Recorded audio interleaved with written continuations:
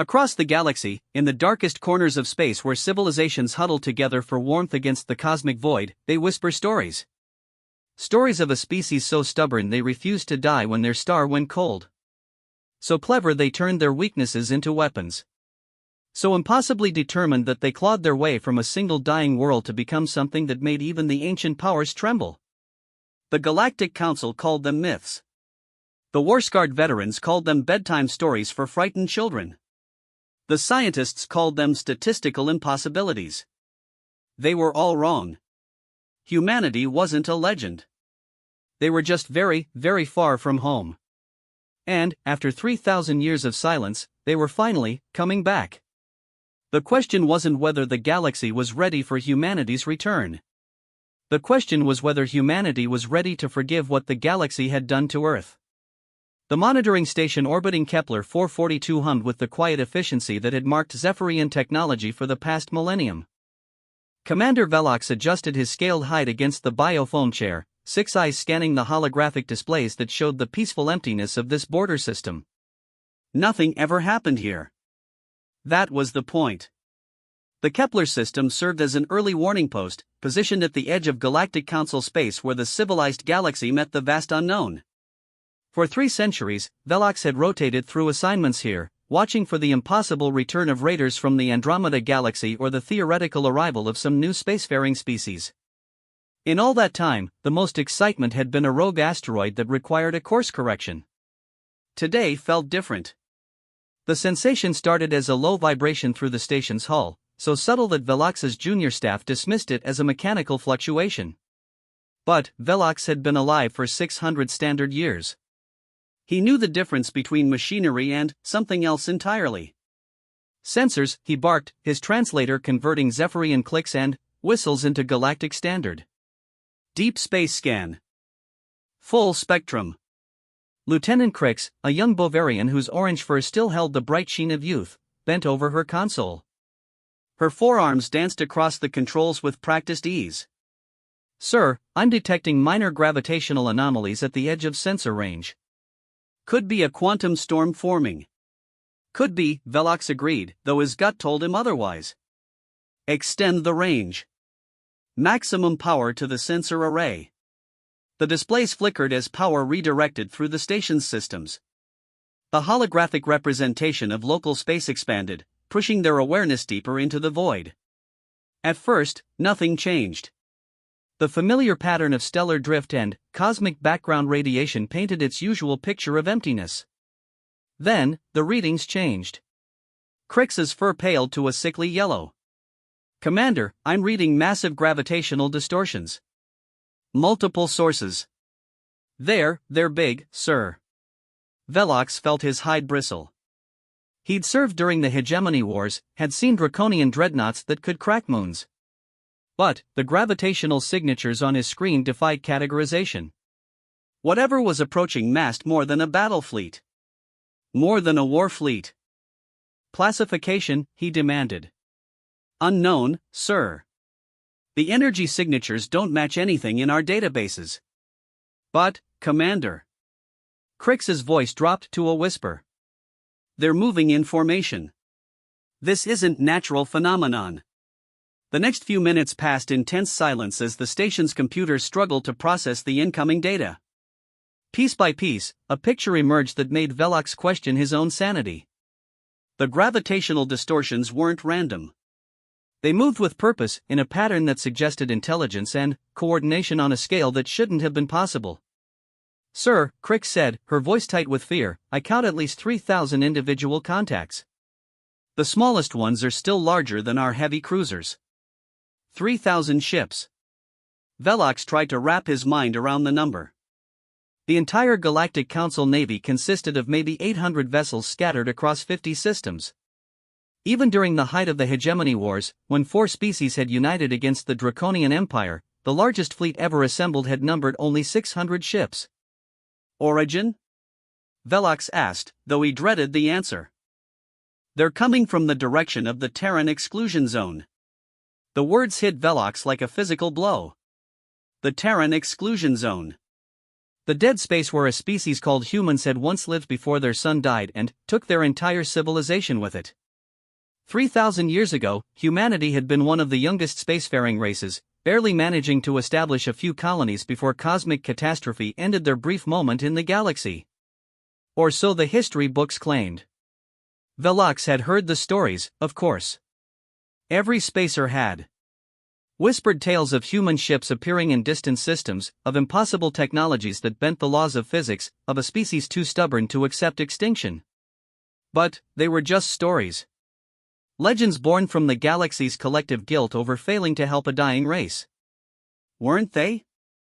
Open a channel to Galactic Council Command, Velox ordered. Emergency priority. The holographic image of Admiral Threx materialized above the command station. The elderly Eltarian's tentacles writhed with annoyance at being disturbed during his sleep cycle. Commander Velox, this had better be worth interrupting my rest. Admiral, we have an unidentified fleet approaching from the Terran exclusion zone. Number of contacts exceeds 3,000 vessels. The change in Threx's demeanor was immediate. His tentacles stilled, and his large black eyes focused with laser intensity. Confirm that report, Commander. Confirmed, sir. Multiple gravitational sources moving in formation. Estimated time to system boundary is 18 hours. For a long moment, silence stretched between the two officers. When Threx spoke again, his voice carried the weight of authority accumulated over 4 centuries of naval service. Commander, I want you to listen very carefully. You are to maintain observation and report any changes immediately. Do not, under any circumstances, attempt to make contact with the approaching fleet. Sir, shouldn't we, Commander? Threx interrupted. 3,000 years ago, the Galactic Council made a decision regarding the human species. We classified their extinction as inevitable and allocated our resources elsewhere. If what you're seeing is what I think it is, then we may all have to answer for that choice. The connection ended, leaving Velox staring at empty air. Around him, his bridge crew worked with the quiet efficiency of professionals, but he could sense their fear. They were asking the same questions he was. If humanity had survived, where had they been for 3 millennia? What had they become in the darkness between stars? And, most importantly, what did they want? The next 18 hours passed with agonizing slowness. The approaching fleet maintained its course and speed, offering no response to the monitoring station's passive scans. As they drew closer, the true magnitude of what was approaching became clear. The vessels defied easy classification. They weren't built like the sleek, efficient ships that dominated Galactic Council fleets. Instead, they looked like they had grown rather than been constructed. Organic curves mixed with harsh geometric angles and designs that hurt to look at directly. Some ships stretched for kilometers, their hulls festooned with structures that served no apparent purpose. Others were compact spheres crackling with barely contained energy. But it was the largest vessel that made Velox question his own sanity. The flagship, if that's what it was, measured over 50 kilometers in length. Its hull was black as the space between stars, broken by lines of light that pulsed like a heartbeat. Sensor readings showed it contained mass equivalent to a small moon, but it moved with the grace of a fighter craft. Sir, Crix reported, her voice barely steady, the lead vessels have entered the system boundary. Velox watched as the first ships crossed the invisible line that marked Kepler 442's gravitational influence. Still they maintained silence. No challenges, no warnings, no demands. They simply kept coming, an inexorable tide of metal and energy that spoke of technologies beyond current understanding. Then, everything changed. The silence that had marked the fleet's approach shattered as every communication frequency in the system suddenly activated. But, instead of the expected demands or warnings, what filled the channels made Velox's blood run cold. Music. Haunting, beautiful, and utterly alien music that seemed to speak directly to something deep in the brain's pleasure centers. It wasn't like anything in the galactic databases. The harmonies were too complex, the emotional resonance too perfect. It was as if someone had discovered the mathematical formula for hope and set it to melody. But beneath the beauty lay something else. Power. Authority. The unmistakable confidence of a species that had looked into the abyss and climbed back out stronger than before. As the music played, the fleet's formation began to change. Ships that had maintained perfect order suddenly blossomed into complex patterns that resembled flowers more than military formations. Smaller vessels danced between the larger ones in choreographed movements that served no tactical purpose but created a display of almost supernatural beauty. "Commander," Crix whispered, "they're beautiful." And they were. Whatever these ships were, whoever had built them, they represented something the galaxy had lost long ago. Wonder. Joy in creation. The marriage of art and science that elevated technology from mere tool to expression of the soul. The display continued for exactly 10 minutes. Then, as suddenly as it had begun, the music stopped and the ships resumed their previous formation. But, now, impossibly, the massive fleet was moving directly toward the monitoring station. "Sir," Crix reported, "the lead vessel is requesting permission to come alongside." Velox stared at his sensor officer. "Requesting?" "In galactic standard, sir. Perfect pronunciation and grammar. They're asking very politely if they might have a moment of our time." The irony wasn't lost on Velox. A fleet capable of crushing the entire Galactic Council Navy was asking permission to chat. It was either the height of civilization or the ultimate expression of supreme confidence. "Grant permission," Velox decided. "And, Crix?" "Sir?" "Start recording everything. I have a feeling history is about to be made." The lead vessel approached with impossible grace for something its size. As it drew closer, Velox could make out details that defied easy understanding.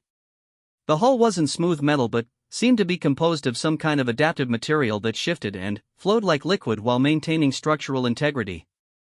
Patterns of light chased across its surface in configurations that almost formed recognizable symbols before dissolving into something else entirely. When the ship was close enough to shake hands, if such a thing were possible between vessels, a new voice filled the monitoring station's communications system. "Kepler Station, this is the human vessel Endurance. We request permission to send a diplomatic party aboard your station." The voice was calm, professional, and utterly confident. But it was what the voice represented that made Velox's hands shake as he reached for the reply button. Humanity had returned. And they were asking to talk. The question was whether the galaxy was ready to listen. "Endurance, this is Commander Velox of the Galactic Council Monitoring Station Kepler 442. You have permission to dock. I should warn you that this station is not equipped for diplomatic protocols of this magnitude." A sound came through the communicator that it took Velox a moment to recognize as laughter.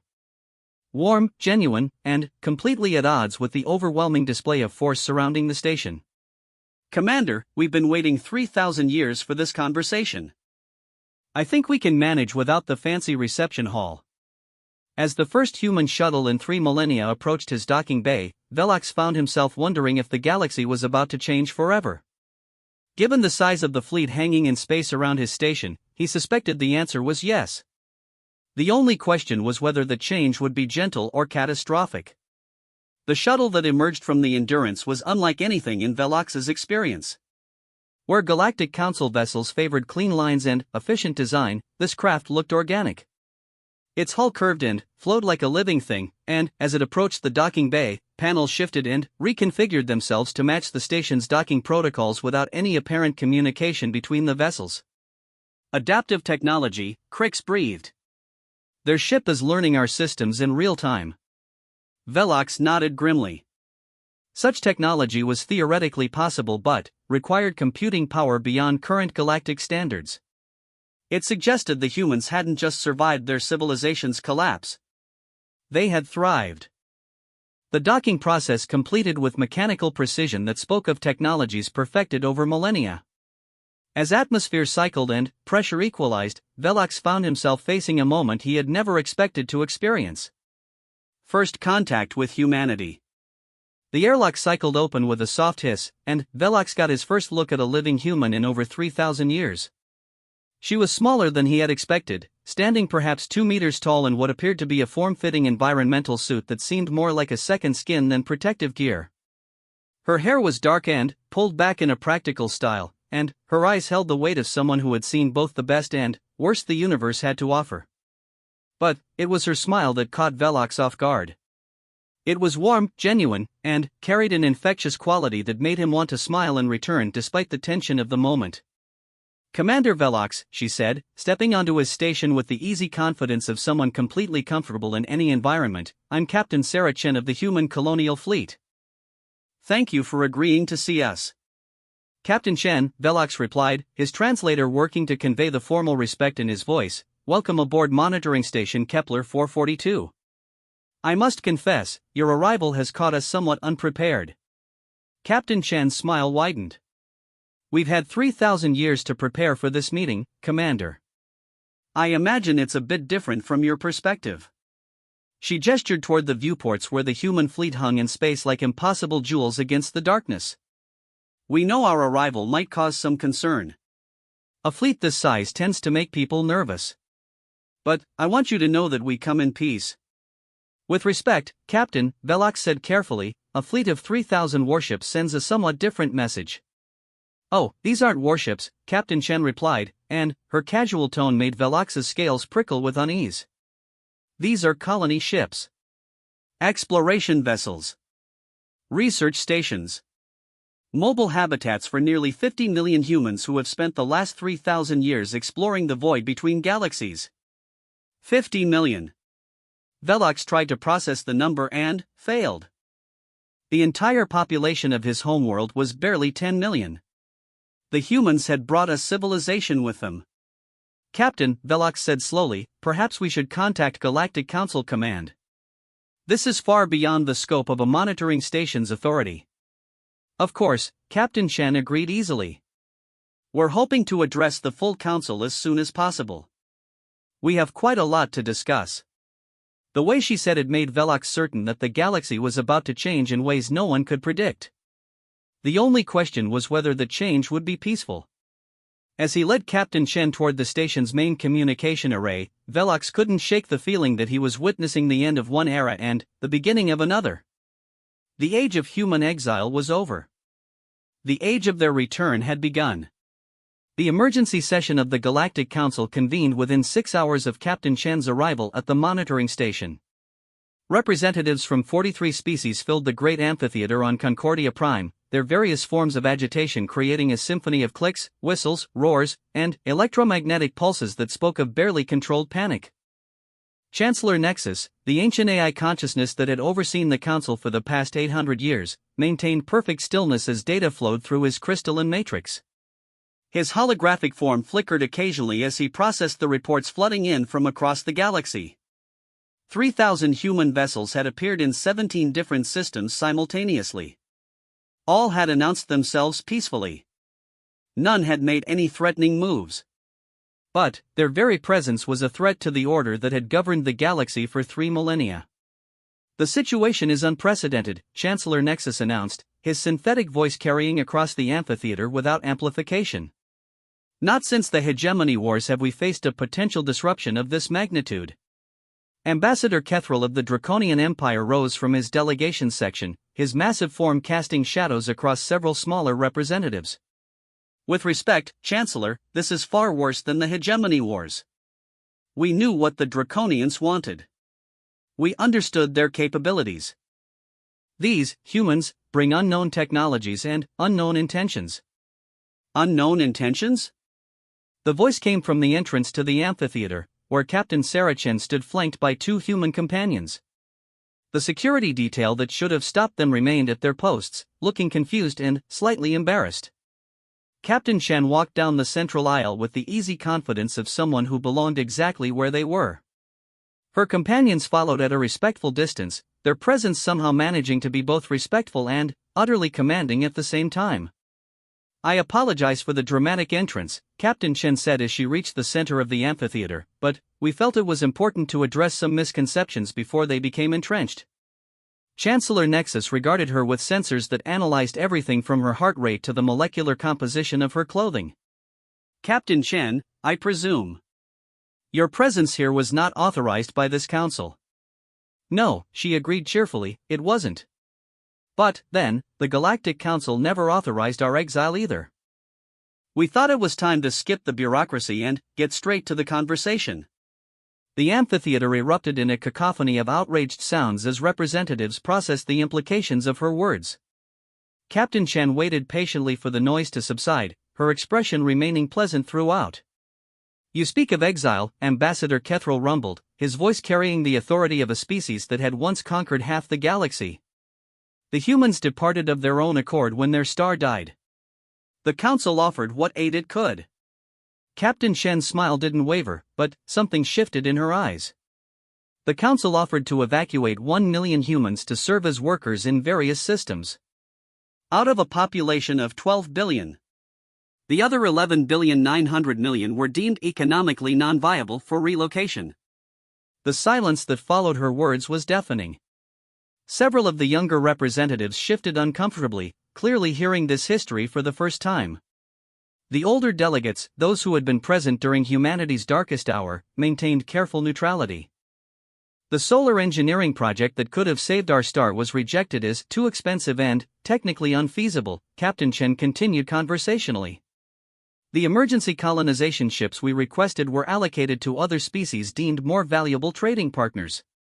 When we asked for time to develop our own solutions, we were told that resources couldn't be spared for a dying civilization. Chancellor Nexus processed this recitation of historical fact with mechanical precision.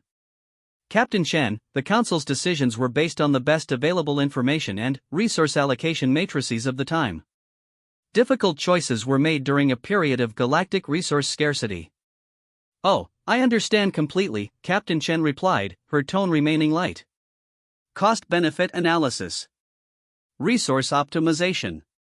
The greater good. We're quite familiar with the concept. She gestured toward the holographic display that dominated the amphitheater's center. May I? Without waiting for permission, she touched something on her wrist. The display immediately filled with images that made several representatives gasp aloud. Star systems blazed across the projection, but not the familiar yellow and orange stars that dominated Council space. These were red giants, white dwarfs, neutron stars, and brown dwarfs. Failed stars and dying systems that no one else wanted. This is where we went, Captain Chen explained as the display zoomed in on one particular system. The dead zones. The stellar graveyards. The places where no one else wanted to live because the energy costs were too high and the return on investment too low. The image resolved into a massive structure wrapped around a dying red giant. It was clearly artificial, a ring of interconnected platforms and habitats that encircled the star like a metallic embrace. Energy collectors gathered the last feeble emissions from the dying star while fusion reactors supplemented the power grid. We learned to live with less, Captain Chen said simply. Much less. And, in learning to live with less, we discovered we could do more. The display shifted to show more systems, each containing similar structures. Dying stars wrapped in human habitats. Asteroid belts converted into mobile cities. Gas giants stripped of their atmospheric hydrogen to fuel fusion reactors that powered impossible engineering projects. Fascinating, Chancellor Nexus admitted. The technological advancement implied by these structures is considerable. However, this does not address the question of your intentions in returning to Council space. Captain Chen's companion stepped forward for the first time. The first was an elderly man whose eyes held the kind of wisdom that came from seeing civilizations rise and fall. The second was a woman who looked young but moved with the careful precision of someone wearing powered assistance gear. Chancellor Nexus, the elderly man said, I am Dr. Marcus Webb, and this is Engineer Lisa Park. We represent the scientific and technical leadership of the human colonial fleet. Dr. Webb gestured toward the display, which now showed star charts marking human settlements across a vast region of space. For 3,000 years, we have been developing technologies specifically designed for survival in the harshest environments the universe can provide. We have learned to extract energy from sources others consider worthless. We have mastered biotechnology that allows us to adapt to any environment. We have created manufacturing systems that can build anything we need from the raw materials of dead stars and empty space. Engineer Park stepped forward, her movements causing the powered exoskeleton beneath her clothing to hum softly. More importantly, we have learned to share. When you live in places where cooperation is the difference between survival and extinction, certain social technologies become essential. Social technologies? Ambassador Kethrel asked, his tone skeptical. Conflict resolution systems, Dr. Webb explained. Resource allocation protocols that ensure no one goes without necessities. Educational frameworks that allow knowledge to be preserved and transmitted across generations without loss. We have had 3,000 years to perfect the art of civilization. Captain Chen smiled at her companions before addressing the council again.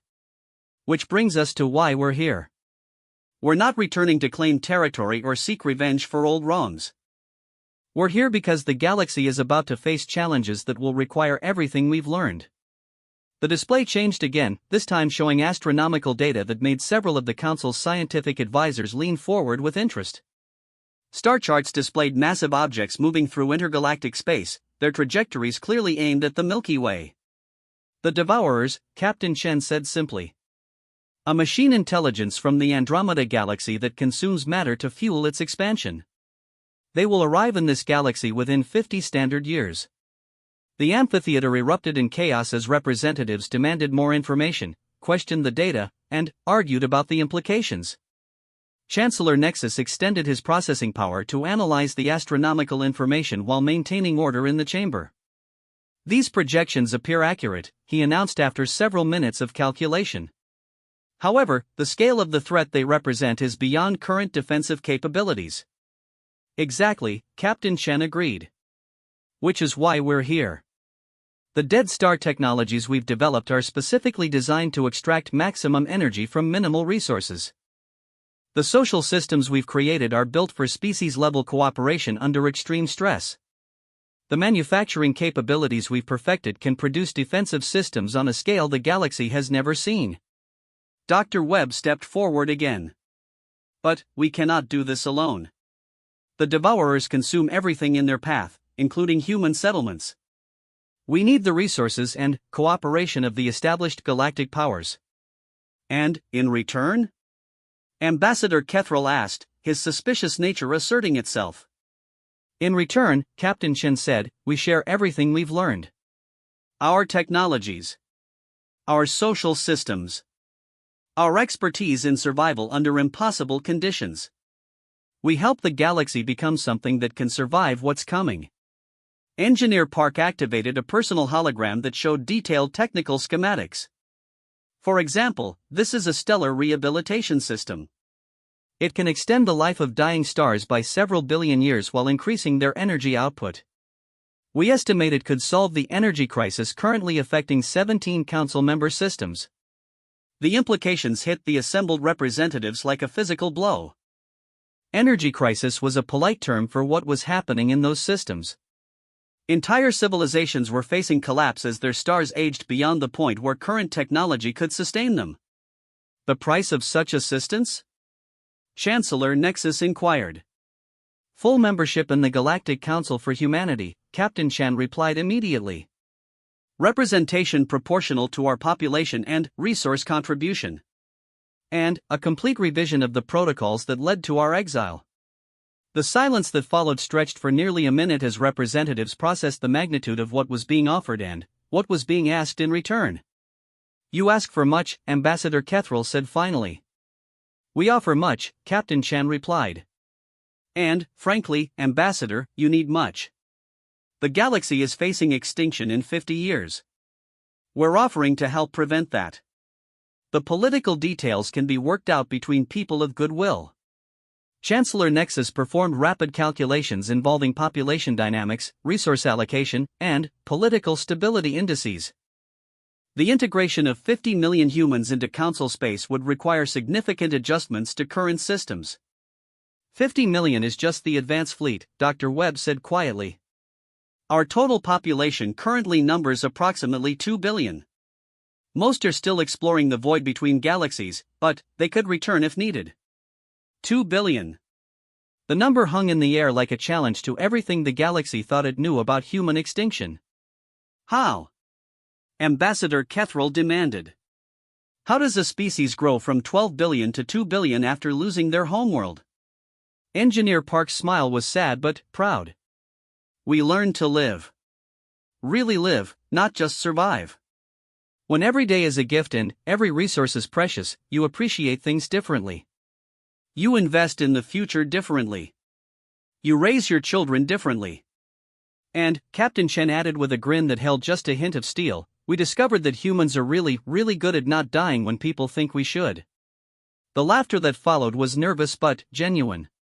Several of the younger representatives seemed almost excited by the possibilities being presented. There will need to be extensive negotiations, Chancellor Nexus announced. Security concerns will need to be addressed. Integration protocols will need to be developed. Of course, Captain Chen agreed. But, while those discussions proceed, perhaps we could begin with some immediate cooperation? Those 17 systems with dying stars, for instance. We could have rehabilitation projects underway within months instead of years. The offer hung in the air, pregnant with possibility and risk. The galaxy was being offered salvation and transformation wrapped in a package that challenged every assumption about power, politics, and survival. The Council will need time to consider these proposals, Chancellor Nexus said finally. Time is something we have very little of, Dr. Webb reminded them gently. But, we understand the need for careful consideration. While you deliberate, we'll remain in the outer systems, ready to assist with any immediate crises that might arise. As the three humans prepared to leave, Captain Chen turned back to address the Council one final time.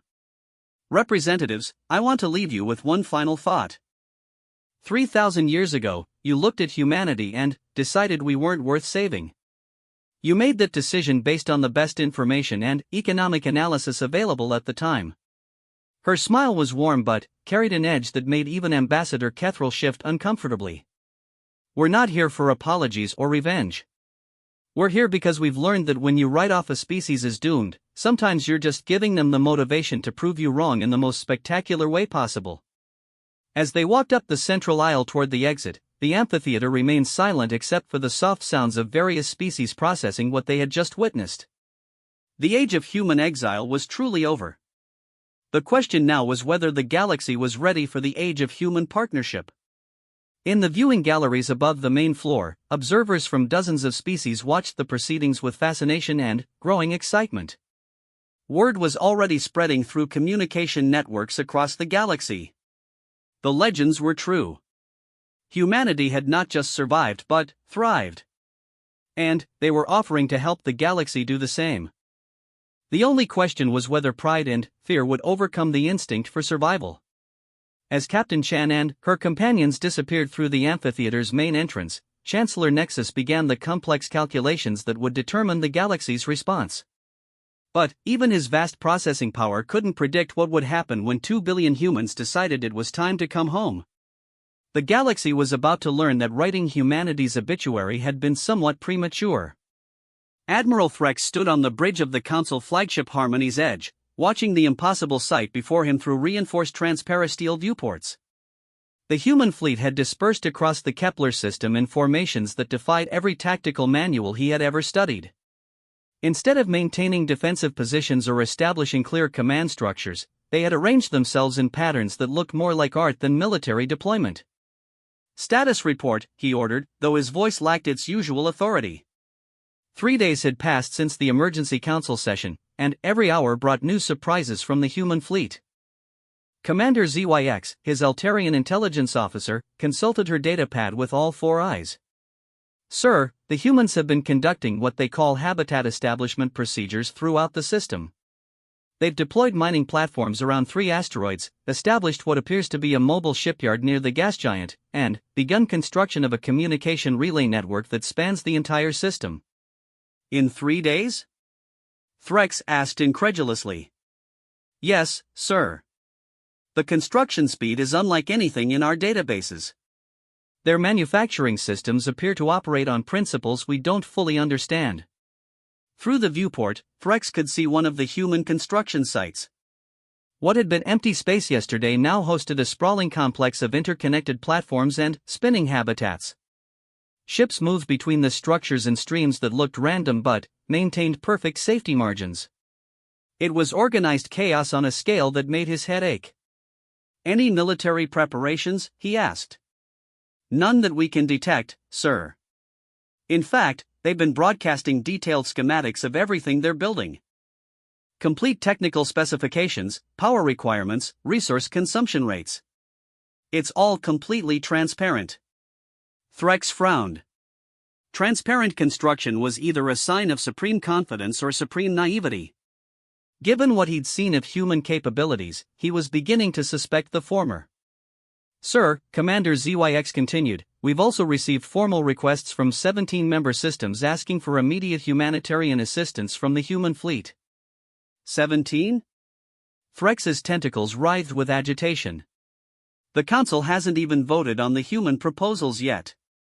"No, sir, but word of their technological capabilities has spread quickly. The Kepler 442 recordings have been analyzed by scientists across the galaxy. The implications are significant." That was an understatement. Threx had reviewed the technical data himself, and what he'd seen challenged fundamental assumptions about engineering and physics. The humans weren't just advanced, they were operating on principles that suggested 3,000 years of technological development in directions no one else had explored. "Incoming transmission from the human flagship," his communications officer announced. "Captain Chen is requesting a meeting with you personally." Threx considered his options. Official protocol suggested he should refer all communications to the Council. But Admiral Corvin's private instructions had been clear: learn everything possible about human capabilities while maintaining plausible diplomatic cover. Accept the transmission, he decided. The holographic image of Captain Saracen appeared on his bridge, and Threx noticed immediately that she looked tired. 3 days of constant diplomacy and technical demonstrations were clearly taking their toll. "Admiral Threx," she said with a smile that was professional but warm, "thank you for taking my call. I hope you don't mind the direct approach, but I think we need to have a conversation away from the political theater." "Captain Chen," Threx replied carefully, "I'm not certain what you mean." "I mean," she said, her tone becoming more serious, "that while the Council debates whether to trust us, systems are dying and people are suffering. You've received the humanitarian requests. We could begin helping immediately, but we need someone with authority to cut through the bureaucracy." Threx found himself in an uncomfortable position. She was right about the humanitarian crisis, and the human technologies could make a significant difference. But authorizing such actions would exceed his mandate. "Captain, such decisions require Council approval." "Admiral," she interrupted gently, "may I show you something?" Without waiting for permission, she activated a holographic display that filled the space between them. The image showed a star system Threx recognized immediately, Altair 7, one of the member systems that had requested assistance. "This is real-time sensor data from the Altair system," Captain Chen explained. "Their star is experiencing irregular fusion patterns that will lead to complete stellar collapse within 6 months. Their current technology can evacuate maybe 10% of their population before the star dies." The image zoomed in to show a human vessel approaching the dying star. It was one of the smaller ships from their fleet, barely larger than a Council heavy cruiser, but, as Threx watched, it began deploying structures that dwarfed entire space stations. "This is the HSV Prometheus," Captain Chen continued. "She arrived at Altair 7 6 hours ago in response to their emergency request. Watch." The structures being deployed formed a complex lattice around the star, each component precisely positioned to interact with the stellar magnetic field. As the network activated, the star's erratic pulsations began to stabilize. "The stellar rehabilitation process takes approximately 72 hours, Captain Chen explained. "When it's complete, the star will have an extended lifespan of roughly 8 billion years, with increased energy output and improved stability." Threx watched in stunned silence as 3,000 years of Altarian civilization was saved by a single human ship in a matter of days. The technological gap wasn't just significant, it was game-changing. "How many other ships like the Prometheus do you have?" he asked. "Every ship in our fleet can perform stellar rehabilitation," Captain Chen replied matter-of-factly. "It's basic survival technology for us. When you live around dying stars, you learn to fix them or you die." The implications hit Threx like a physical blow. If the humans could stabilize dying stars as easily as the Council could repair damaged space stations, then, the balance of power in the galaxy had shifted overnight. "Captain," he said slowly, "what do you really want from us?" Captain Chen's expression softened. "Admiral, we want to go home. For 3,000 years, we've been wandering the void between stars, building a civilization out of scraps and determination. We've created something beautiful, but it's still exile. We want to be part of the galaxy again." "And the Devourers?" "Are real and coming," she said grimly. "Our deep space monitoring networks have been tracking them for centuries. They consume everything in their path, converting matter into more of themselves. The only way to stop them is to present a unified defense on a scale no single species can manage." Threx processed this information alongside the tactical data his analysts had been compiling. The human fleet represented more firepower than the rest of the galaxy combined, and their technology was centuries ahead of current standards. But they were asking to rejoin the civilization that had abandoned them. "Why help us at all?" he asked. "You could defend your own people without concerning yourselves with the rest of the galaxy." Captain Chen was quiet for a moment, and, when she spoke, her voice carried the weight of personal pain. "Admiral, do you have children?" "Yes," Threx replied, confused by the direction of the conversation. "So do we. Billions of them. And, when they ask us why we didn't help save the galaxy when we had the chance, I want to be able to tell them that we tried. That when civilization was threatened, we chose to defend it rather than watch it burn." The simple honesty in her voice made Threx uncomfortable. This wasn't the calculated manipulation he had expected from an advanced species seeking political advantage. This was someone trying to do the right thing despite having every reason to do otherwise. "The Council will need guarantees," he said finally. "Assurances that human intentions are peaceful." "Of course. We're prepared to submit to any reasonable monitoring or verification protocols. We're also willing to share our technologies freely rather than using them as leverage for political concessions." "Freely?" "Admiral, when the Devourers arrive, every ship in this galaxy will need to be equipped with the best defensive systems available. That means human technology integrated with Council systems. Holding back anything for political advantage would be suicide." A new alarm sounded on Threx's bridge, and his sensor officer looked up with confusion. "Sir, I'm detecting massive energy emissions from the human construction sites. It appears they're activating some kind of galaxy-wide communication system." Captain Chen smiled. "Right on schedule. Admiral, we're about to make our formal announcement to the galaxy. Every inhabited system will receive detailed information about the Devourer threat, along with technical specifications for defensive technologies and an invitation to join our preparation efforts." "You're bypassing the Council entirely," Threx realized. "We're going directly to the people," Captain Chen corrected. "The Council represents governments. But this threat affects everyone, regardless of politics. Every scientist, engineer, and citizen has a right to know what's coming and how they can help prepare." The communication system activated with a pulse of energy that Threx's sensors registered across multiple dimensions. In an instant, every inhabited world in the galaxy received the same message: humanity's survival manual for cosmic catastrophe. "Captain," Threx said slowly, "you've just changed the political dynamics of the entire galaxy." "Yes," she agreed cheerfully. "We've made it impossible for anyone to claim they didn't know the threat was real or that solutions weren't available. Now it's just a matter of choosing between cooperation and extinction." On Threx's tactical displays, reports were already flooding in from across the galaxy. Scientists were confirming the Devourer threat data. Engineers were analyzing the defensive technologies.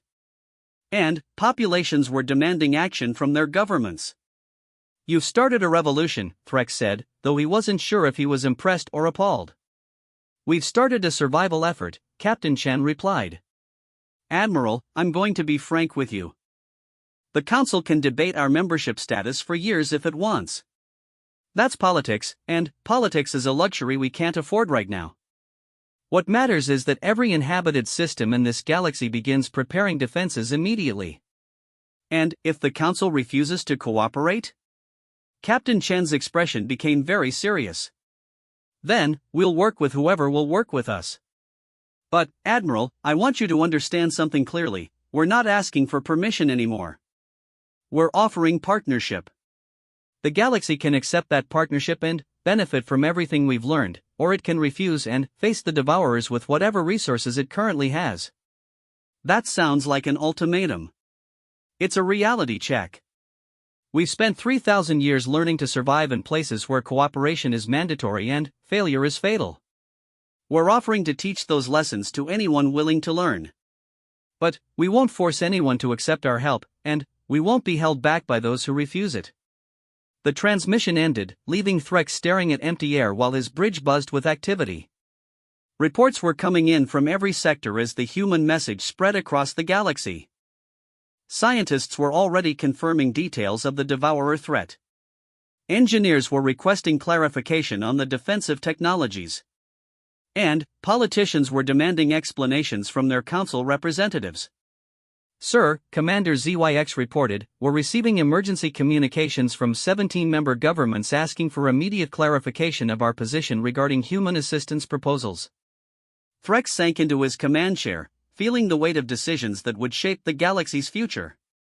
The humans had essentially forced everyone's hand by making the crisis public and the solutions available. It was brilliant, manipulative, and probably the only way to cut through the political gridlock that would have otherwise paralyzed the Council for years. Open a channel to Council Command, he ordered. Priority Alpha. When Chancellor Nexus appeared on the display, his holographic form flickered with the rapid data processing that indicated extreme computational stress. Admiral Threx, the Chancellor said without preamble, I assume you are aware of the current communication phenomenon affecting the galaxy. Yes, Chancellor. The humans have made their case directly to the population rather than waiting for governmental approval. Indeed. And the response has been overwhelming. We are receiving demands for immediate action from virtually every member system. The political pressure to accept human assistance is becoming irresistible. Threx nodded. Chancellor, I've been observing their operations firsthand. Their technological capabilities are genuine and their intentions appear to be exactly as stated. They want to help defend the galaxy against a real threat. Your recommendation? Accept their proposals immediately and begin full integration of human technologies into our defensive systems. Whatever political concerns we might have pale beside the magnitude of what's coming. Chancellor Nexus was quiet for several seconds, his processors analyzing countless variables. When he spoke again, his voice carried the authority of final decision. Admiral, you are authorized to begin immediate cooperative efforts with the human fleet. Consider this a field trial of integration protocols. If successful, the Council will formalize the arrangement. Understood, Chancellor. As the transmission ended, Threx looked out at the human fleet with new eyes. 3,000 years ago, the galaxy had written off humanity as a failed experiment in spacefaring civilization. Today, they were offering to save the same galaxy that had abandoned them. It was, he reflected, probably the most human thing they could have done. Communications, he ordered, open a channel to Captain Chen. Inform her that the Council fleet is prepared to begin immediate cooperation protocols. Aye, sir, his communications officer replied. Should I use formal diplomatic channels? Threx considered the question. Formal diplomacy had brought them to the edge of disaster. Perhaps it was time for a more direct approach. No, he decided. Tell her I'm coming over in person. It's time we started acting like allies instead of negotiating parties. As his shuttle prepared for launch, Threx found himself looking forward to the conversation. For the first time in his military career, he was going to meet with representatives of a species that had something more powerful than weapons or wealth. They had hope. And they were sharing it freely with anyone willing to accept it. The galaxy was about to learn that humanity's greatest strength wasn't their technology or their determination. It was their refusal to let anyone face the darkness alone. The Joint Operations Center aboard the human flagship Endurance was unlike anything Admiral Threx had seen in 6 centuries of naval service. Instead of the rigid hierarchy and sterile efficiency that marked Council command centers, this space felt alive with creative energy. Humans worked alongside Altarians, Zephyrians, and Bovarians in integrated teams that seemed to form and reform organically as problems required different expertise. Dr. Marcus Webb stood before a holographic display that showed the galaxy in unprecedented detail, with tactical overlays marking known devourer positions and projected arrival vectors. The elderly scientist had barely slept in the 2 weeks since formal cooperation had begun, but his eyes blazed with the intensity of someone who had finally found a problem worthy of his attention. "The defensive network is taking shape faster than we dared hope," he reported to the assembled command staff. 47 systems have agreed to immediate stellar hardening, and another 36 are requesting full planetary defense installations. Admiral Threx studied the tactical display with growing amazement. In 2 weeks, the combined Human Council effort had accomplished more than the Council's military had achieved in the previous 2 centuries. Entire star systems were being transformed into fortresses, their stars stabilized and enhanced to power defensive systems that could theoretically withstand even devourer assault. Status of the manufacturing initiative? Captain Chen asked. Engineer Lisa Park stepped forward, her powered exoskeleton humming as she gestured toward another display. "The mobile shipyards are exceeding all projections. We're producing defensive platforms at a rate of 100 units per day per facility. With 17 facilities now operational, we're looking at defensive coverage for all core systems within 18 months. The Devourers will arrive in 47 years, Dr. Webb noted. At current production rates, we'll have defensive capacity that exceeds their projected assault force by a factor of 10. Threx found the human approach to massive threats both fascinating and slightly disturbing. Where Council military doctrine focused on destroying enemies, human strategy seemed centered on making themselves impossible to destroy. Their defensive systems didn't just protect inhabited worlds, they turned entire star systems into weapons that could channel stellar energy into focused devastating beams. Any word from the deep space monitoring stations? Captain Chen asked. The news is both good and troubling, Dr. Webb replied, activating another display. The good news is that our long-range sensors have confirmed the Devourer fleet is maintaining its current trajectory and speed. No unexpected acceleration or course changes. And the troubling news? They're bigger than we initially calculated. Our latest estimates suggest the Devourer swarm contains approximately 50,000 individual units, ranging from planet-sized constructors to moon-sized assault platforms. The silence that followed this announcement stretched uncomfortably as everyone processed the implications. Even with their accelerated defensive preparations, facing 50,000 Devourer units would require resources beyond anything currently available. However, Dr. Webb continued with a slight smile, that brings us to some interesting developments from our deep space reconnaissance missions. The display shifted to show a star map marking human settlements scattered across the void between galaxies. But, instead of the few dozen colonies Threx had expected, the map showed thousands of points of light stretching across impossible distances. Ladies and gentlemen, Dr. Webb said, I'm pleased to announce that the human diaspora has voted to return to the Milky Way. Captain Chen's smile was radiant. All of them? All of them.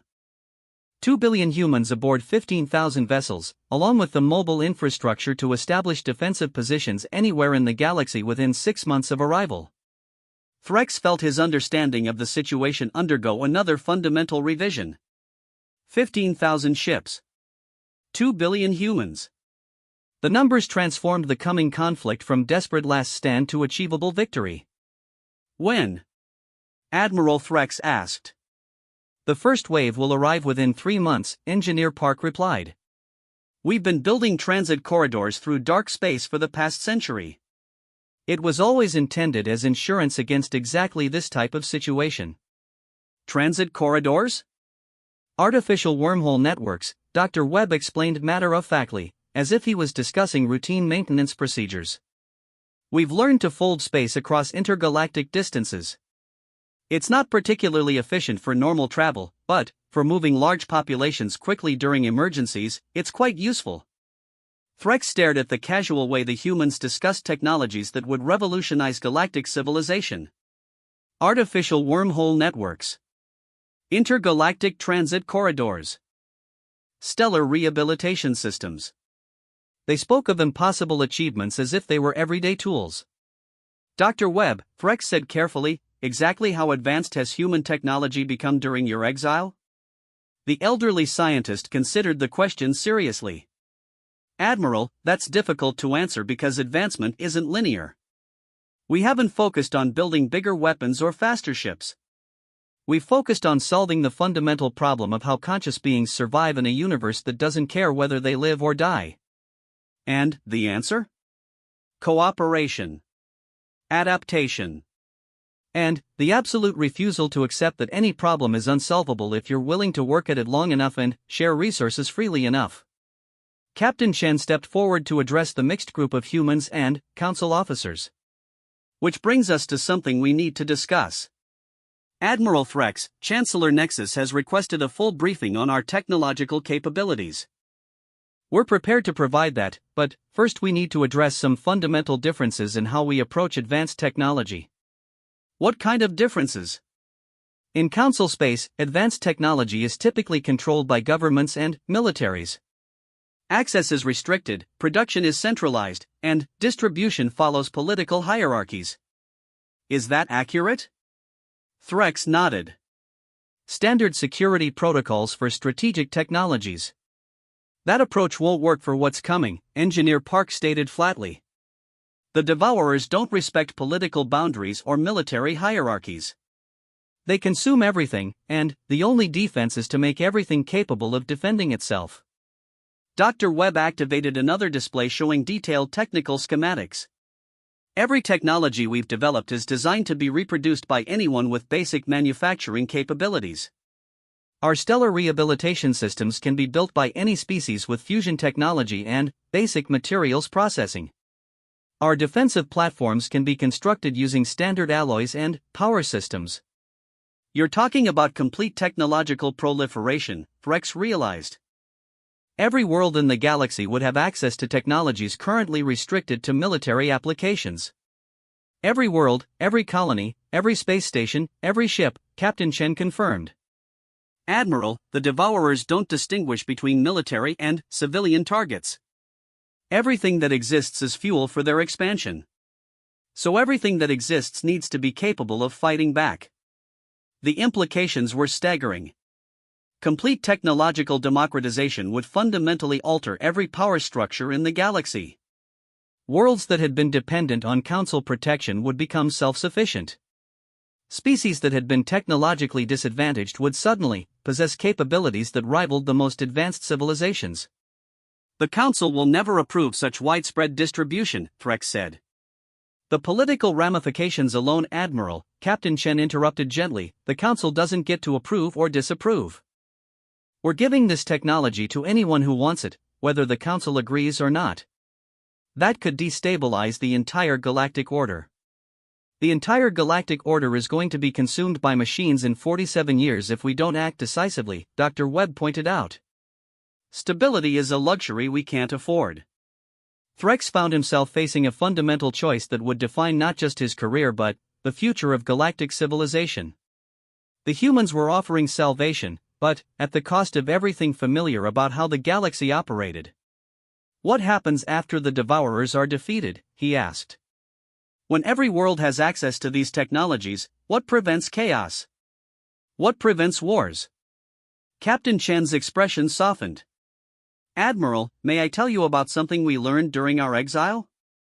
When everyone has access to the tools of survival, when no one has to fight for basic resources, when knowledge is shared freely and cooperation is rewarded over competition, wars become much less attractive. You're describing a fundamental change in how civilization operates. Yes, she agreed. And it works. We've tested it across thousands of communities over 3,000 years. When people aren't fighting for survival, they have time to create, to explore, to build something beautiful. Engineer Park stepped forward. Admiral, I want you to see something. The display shifted to show real-time images from human settlements scattered across the void. Threx saw cities that floated in space like crystal and flowers, their architecture following organic principles that seemed to grow rather than be built. He saw communities where humans worked alongside artificial intelligences and biological constructs in partnerships that enhanced everyone's capabilities. This is what we built when we stopped trying to control everything and started trying to understand everything, Engineer Park explained. Technology that serves consciousness rather than dominating it. Social systems that encourage innovation rather than restricting it. Economic frameworks that ensure abundance rather than managing scarcity. And, you want to share all of this? We want to save the galaxy, Dr. Webb said simply. And, saving the galaxy means transforming it into something worth saving. Threx felt the weight of a decision that would affect billions of lives across thousands of worlds. The humans were offering to give away technologies and social systems that could solve most of the galaxy's fundamental problems. But, accepting their offer would mean abandoning the familiar structures that had governed civilization for millennia. I need to contact Chancellor Nexus, he said finally. Of course, Captain Chen agreed. But, Admiral, while you're discussing the political implications with the Council leadership, we're going to continue working with anyone who wants to prepare for what's coming. The Devourers don't care about our political discussions. When the connection to Chancellor Nexus established, the AI's holographic form flickered with the rapid data processing that indicated extreme computational load. Admiral Threx, Chancellor Nexus said without preamble, I have been analyzing the sociological implications of complete technological proliferation. The models suggest fundamental transformation of galactic civilization within a single generation. And, your assessment? The transformation appears to be beneficial in every measurable parameter. Reduced conflict. Increased innovation. More efficient resource utilization. Enhanced survival probability for all species. Threx was surprised by the AI's conclusion. You're recommending acceptance? I am recommending survival, Chancellor Nexus corrected. The Devourer threat is confirmed and imminent. The human technologies and social systems appear to offer the best possible defense. Political considerations become irrelevant in the face of species-level extinction. And the member governments are adapting rapidly. The worlds that have already implemented human technologies are reporting immediate improvements in living standards, technological capabilities, and social cohesion. The political pressure to expand the program is becoming irresistible. Through the viewports of the Endurance, Threx could see the first of the returning human ships beginning to arrive from deep space. They were massive beyond anything in Council fleets, but they moved with the grace of living things rather than the mechanical precision of traditional vessels. As he watched, smaller ships detached from the giants and began establishing new construction sites throughout the system. Chancellor, Threx said slowly, I believe we're witnessing the return of a species that has transcended the limitations that define the rest of us. Agreed. The question now is whether we can transcend our own limitations quickly enough to join them. As the transmission ended, Threx turned back to the human command staff, who had been politely pretending not to listen to his conversation. Captain Chen, he said formally, Admiral Threx of the Galactic Council Fleet hereby requests full integration into the Human Defensive Preparation Program. Captain Chen's smile was warm and welcoming. Admiral, we've been waiting 3,000 years for you to ask that question. Welcome to the team. As alarms began sounding throughout the ship announcing the arrival of the first human colony fleets from deep space, Threx realized that he was witnessing something unprecedented in galactic history. The transformation of a galaxy from a collection of competing civilizations into a unified community capable of facing any challenge. The age of human exile was over. The age of galactic unity was beginning. And, in 47 years, when the Devourers arrived expecting to find a galaxy of isolated, vulnerable worlds, they would instead encounter something they had never faced before, a civilization that had learned to put survival ahead of politics, cooperation ahead of competition, and the welfare of consciousness itself ahead of the ambitions of any single species. The galaxy was about to discover what humanity had learned in 3,000 years of exile, that the only way to survive the darkness was to face it together. And, they were no longer alone. 47 years later, the edge of the galaxy blazed with defensive fire that turned the cosmic void into a light show visible from neighboring star clusters. Admiral Threx, now bearing the title of Supreme Allied Commander, stood in the command center of the Galactic Defense Station Harmony Eternal, watching as humanity's ultimate test approached through the darkness between galaxies. The station itself was a monument to the transformation the galaxy had undergone since humanity's return. Built around a carefully maintained neutron star, it channeled stellar energy through crystalline conduits that could have been mistaken for artwork if not for their devastating military purpose. The architecture blended the organic flowing lines favored by human engineers with the geometric precision valued by council species, creating something that was both beautiful and terrifyingly functional. Captain Sarah Chen, now bearing the rank of Fleet Admiral and showing the silver hair that marked her century of service, studied the tactical displays with the calm intensity that had become her trademark. Around her, the command center bustled with activity as beings from 47 different species coordinated the defense of everything they held dear. "Contact report," announced Commander Vex, the draconian tactical officer whose grandparents had once been humanity's fiercest critics. "Devourer advanced scouts entering sensor range. Count is consistent with long-range projections." The main display filled with images that would have been impossible to process with technology available 47 years earlier. The Devourer swarm stretched across light-years of space, a metallic plague that consumed everything in its path to fuel its own expansion. Individual units ranged from the size of asteroids to constructs larger than gas giants, all of them focused on the single purpose of converting matter into more of themselves. "Defensive grid status?" Admiral Chen asked. "All systems nominal," reported Engineer Lisa Park, whose organic body had been entirely replaced by a crystalline matrix that allowed her consciousness to interface directly with the Galactic Defense Network. "Stellar amplifiers online in all fortified systems. Planetary shields operating at full capacity. Mobile defense platforms are maneuvering to intercept positions." Dr. Marcus Webb, now existing as a distributed consciousness spread across the galaxy's research networks, spoke through the station's communication system. "Deep analysis confirms our defensive capabilities exceed Devourer assault capacity by a factor of 12. However, their adaptive technology will attempt to counter our advantages as the engagement progresses." Threx nodded, though part of him still marveled at how casually his colleagues discussed technologies that had been theoretical concepts when the human fleet first arrived. The transformation of the galaxy had been even more dramatic than humanity's boldest projections. When beings stopped competing for resources and started cooperating to solve problems, the rate of innovation accelerated beyond all previous experience. "Any word from the negotiation fleet?" Admiral Chen asked. "The Diplomatic Corps reports the Devourers have declined all communication attempts," Commander Vex replied. "Their response pattern remains consistent with machine intelligence focused exclusively on resource consumption.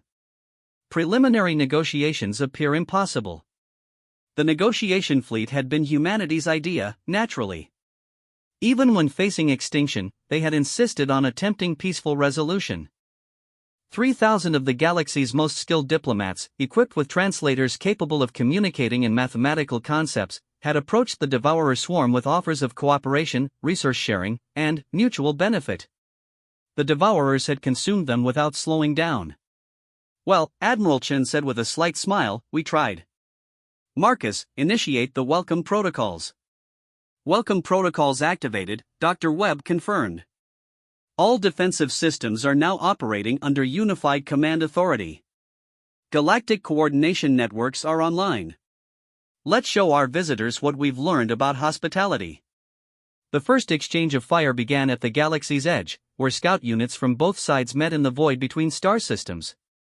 The Devourer scouts moved with mechanical precision, their energy weapons designed to disable and consume rather than destroy. They had clearly expected to face isolated defenses protecting individual worlds, the same pattern they had encountered in previous galaxies. Instead, they encountered something unprecedented. The galaxy's outer defense perimeter wasn't a series of individual fortifications but a single integrated network that spanned thousands of light-years. When Devourer scouts attacked one position, energy from dozens of nearby stars focused through hyperspace conduits to reinforce that exact point. What should have been a series of isolated skirmishes became a coordinated defense that made every attack a challenge to the entire galaxy's united strength.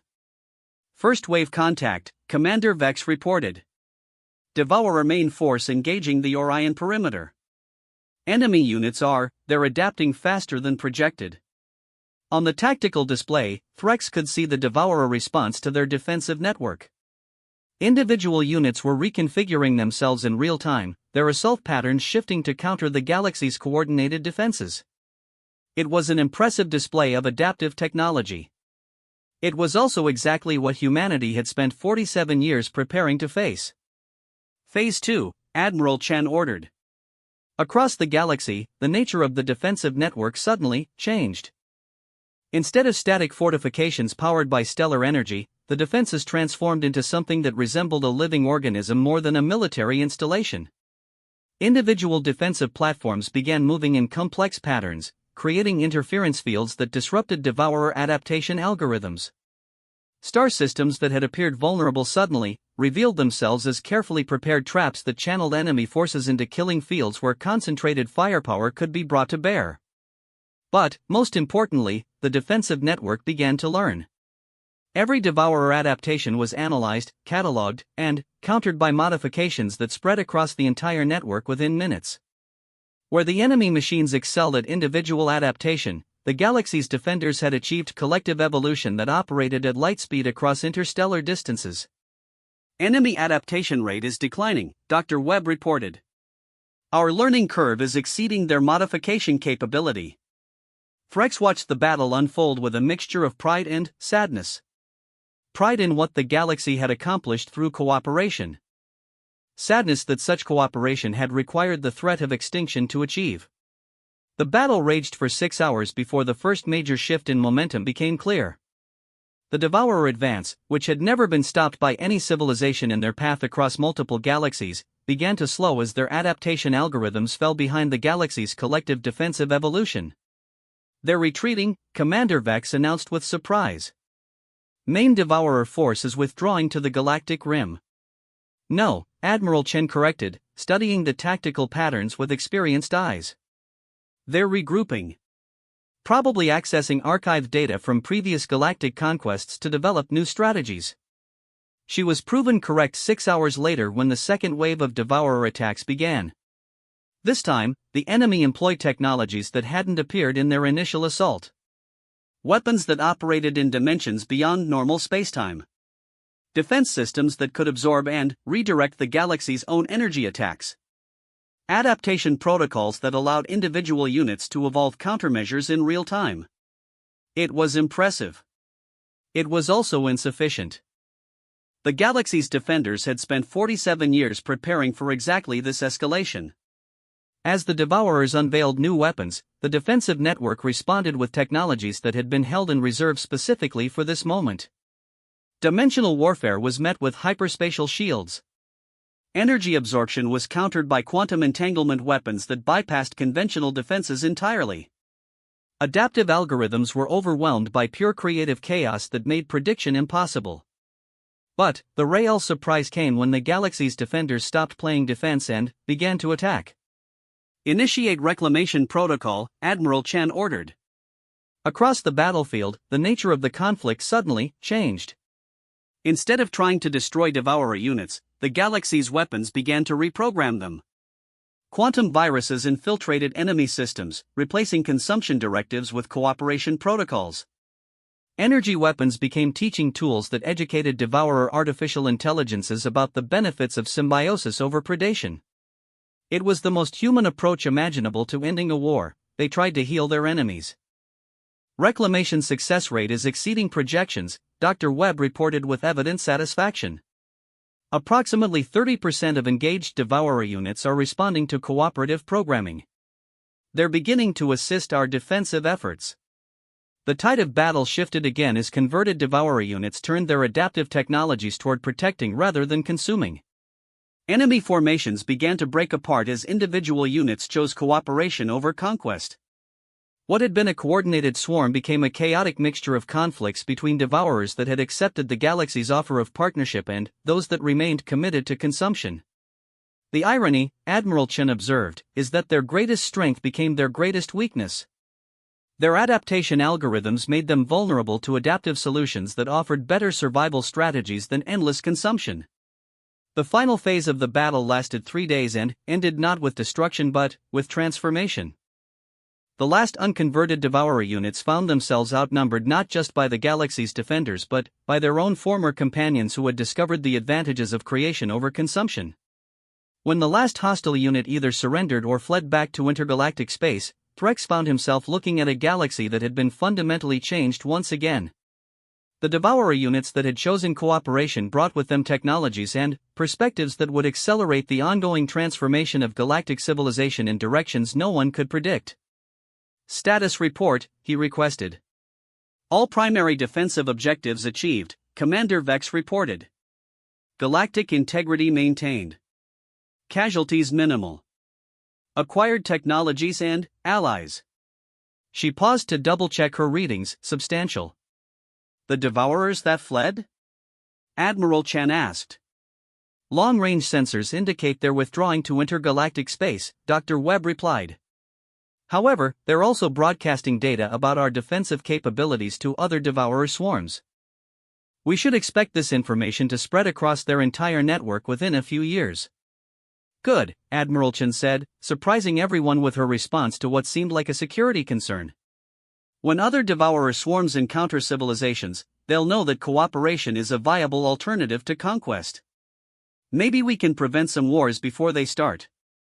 Threx found himself smiling at the quintessentially human response to victory, immediate concern for beings they had never met who might face similar challenges in the future.